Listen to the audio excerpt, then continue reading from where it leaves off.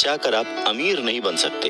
अमीर बनने के लिए आपको अपने अंदर बहुत कुछ बदलना पड़ेगा। नमस्कार, मैं हूं अवधेश श्रीवास्तव। अगर कोई लॉटरी में पैसे जीत जाए और उसे वो अपने साथ रख ले, बचा ले, तो क्या वो आपकी निगाह में अमीर है? नहीं, क्योंकि वो पैसा आज नहीं तो कल उसके साथ नहीं रहेगा।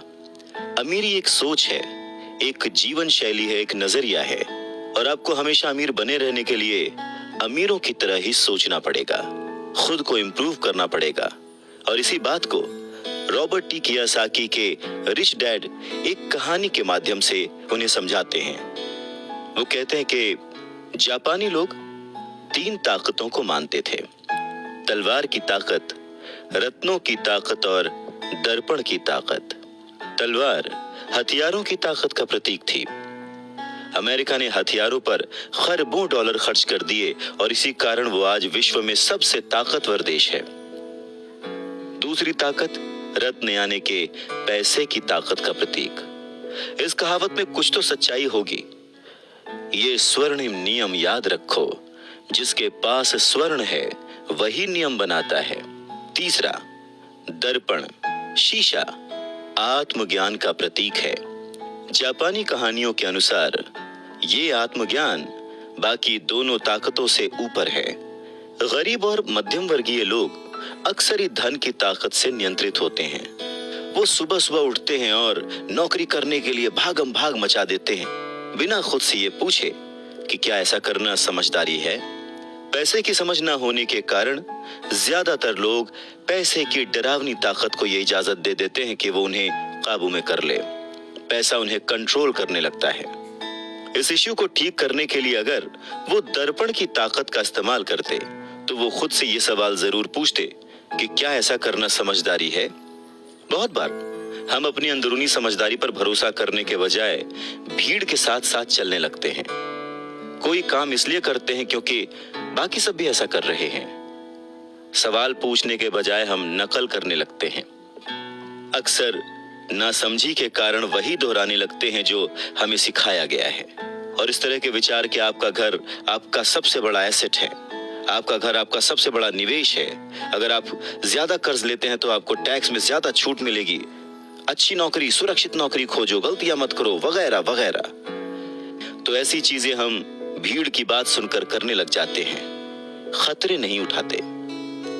दूसरी जरूरी बात, ऐसा कहा जाता है कि ज्यादातर लोगों के लिए मौत से भी डरावनी चीज होती है भीड़ के सामने बोलना, उन्हें एड्रेस करना।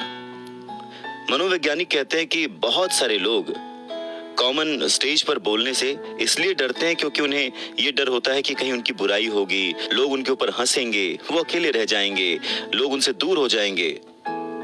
सबसे अलग होने का डर या अकेले रह जाने का डर ही वो सबसे बड़ा कारण है जिस वजह से बहुत सारे लोग अपनी समस्या, अपनी प्रॉब्लम्स को सॉल्व करने के नए नए तरीके नहीं ढूंढते, बस भीड़ के साथ चलते चले जाते हैं। इसीलिए रॉबर्ट टी कियोसाकी कहते हैं कि उनके रिच डैड की तरह ही उनके पुअर डैड ने भी उन्हें बहुत कुछ सिखाया है।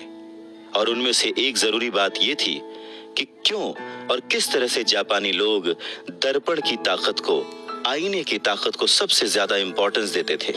क्योंकि जब इंसान आईने में खुद को देखता है तभी उसे सच्चाई का पता चलता है। और ज्यादातर लोग खतरा मत उठाओ इसलिए कहते हैं क्योंकि वो खुद से डरे हुए होते हैं। ये किसी भी चीज के बारे में कहा जा सकता है, जैसे खेल में, रिलेशनशिप्स में, करियर में, पैसों में, वगैरह वगैरह। और सबसे इंपॉर्टेंट बात यह कि आईने में देखकर आप खुद से झूठ बोल सकते हैं क्या? रॉबर्ट टी कियोसाकी इस बात का जिक्र यहां इसलिए करते हैं क्योंकि भीड़ के साथ चलने में और पड़ोसियों की नकल करने में, उनके ऐशो आराम की नकल करने में बहुत सारी दिक्कतें आती हैं। पैसों की समस्या पैदा हो जाती है। वो उनका तरीका है, वो उसे अफोर्ड कर सकते हैं, पर जब हम देखा देखी बिना सोचे समझे नकल करना शुरू कर देते हैं तो हम समस्याओं से घिर जाते हैं। और तब हमें जरूरत होती है आईने की, जो हमें ये बताए हमें क्या करना चाहिए।